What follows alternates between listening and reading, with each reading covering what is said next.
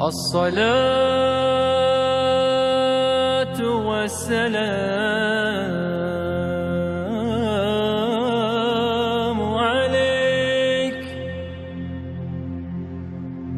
عليك يا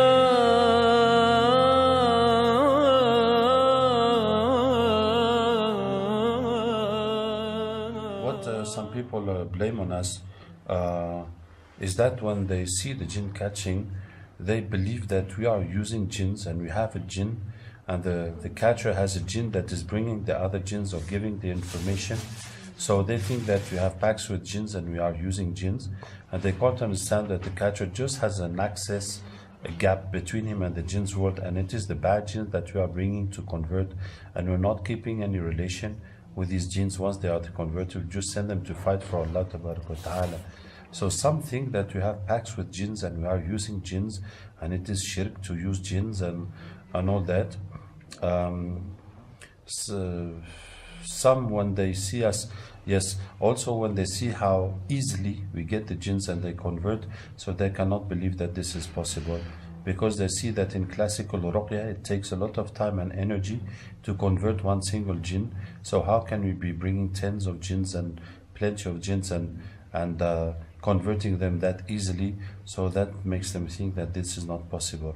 And also concerning the information that jinns give, some don't believe that these numbers or whatever the jinns say about it, and then they blame us on believing whatever jinns say. There's that also. So we don't believe whatever jinns say, but the jinns have this false reputation of being liars. What Rasulullah said about the story of Abu Huraira, Sadaqaka wa huwa kadhub, he said the truth but he's a big liar. It was a shaitan, and the shaitan, his job is to take people away from Islam. So of course they lie to do that, as Allah Ta'ala says, يَعِدُهُمْ وَيُمَنِّيهِمْ وَمَا يَعِدُهُمُ الشَّيْطَانُ إِلَّا غُرُورًا. He promises them and gives them hope, and the shaitan only promises them deceivingly. So it is, of course, shaitan is going to lie to the people, as Allah Ta'ala says, الشَّيْطَانُ يَعِدُكُمُ الْفَقْرَ وَيَأْمُرُكُمْ بِالْفَحْشَاءِ. Shaitan orders you, promises you poverty, and orders you to do bad things. That is his word. But when you talk about normal jinns, they're not more liars than people. Now it just depends on the situation, how you speak with them. If you catch a jinn with a person and you read Quran to burn him, so now the jinn will say anything so that you let him go. As if you catch a robber in your shop, and of course that robber is going to lie to you, say I will never come back and this, that, because he wants you to leave him. So that's how the jinns in Ruqya will lie when they will be burning, say leave me, I will never come back. Of course in that moment he's lying, because he just wants you to stop burning him. But if you speak calmly with the jinn, so there's no particular reason that will make him lie. So if you and jinns are also bad liars. When they lie, you can easily understand that what they say is not true.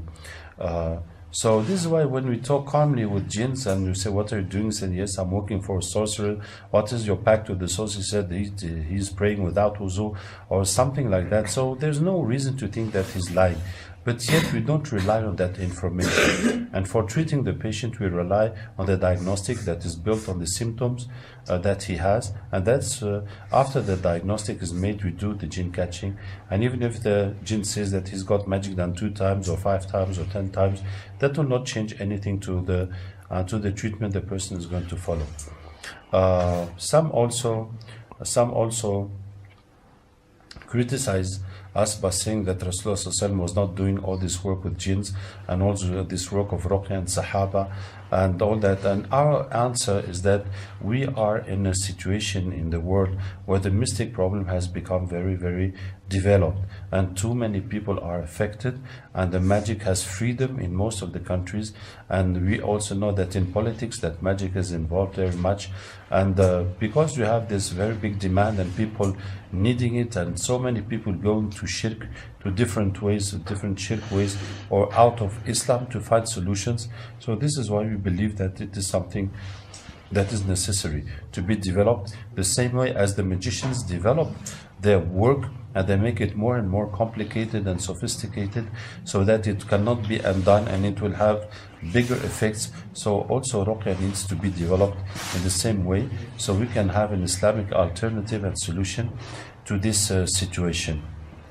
May Allah Ta'ala help us and guide us. Mentioning the power and exclusivity of Sulaiman alayhi salam, that hadith shows the possibility and of jinn catching and how it is yani sunnah, because the Rasulullah caught the jinn and he said, I strangled him until I felt his saliva, the coolness of his saliva on my hand.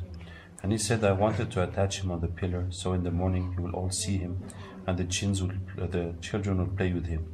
But I remember the dua of Sulaiman alayhi salam and I let him go. So that means that the Rasulullah did catch the jinn. So it is possible to catch the jinn.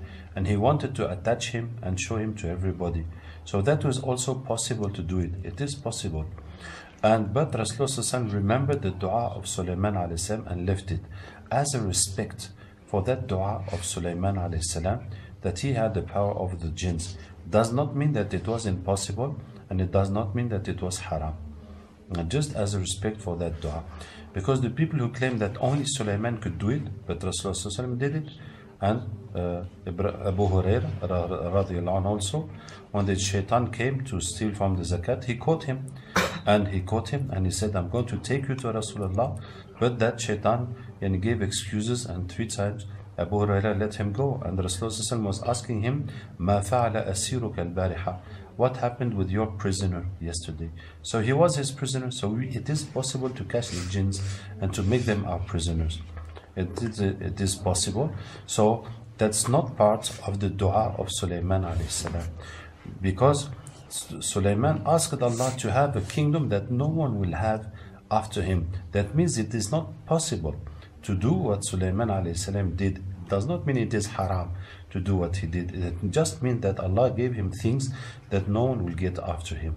He was commanding the wind, so no one can command the wind. You can make airplanes or spacecrafts, or you can make helicopters of different things to fly with, but you will never have the wind under your command just to take you by your order. That was what was special of Sulaiman. And what Sulaiman alayhi salam had special with the jinns, Allah says, وَمَن يَزِغْ مِنْهُمْ عَنْ أَمْرِنَا نُذِقْهُ مِنْ عَذَابِ السَّعِيرِ. Whoever disobeys to him, the hellfire will hit him. So if Sulaiman alayhi salam tells the jinn, don't move, he cannot move until he gives him permission to move.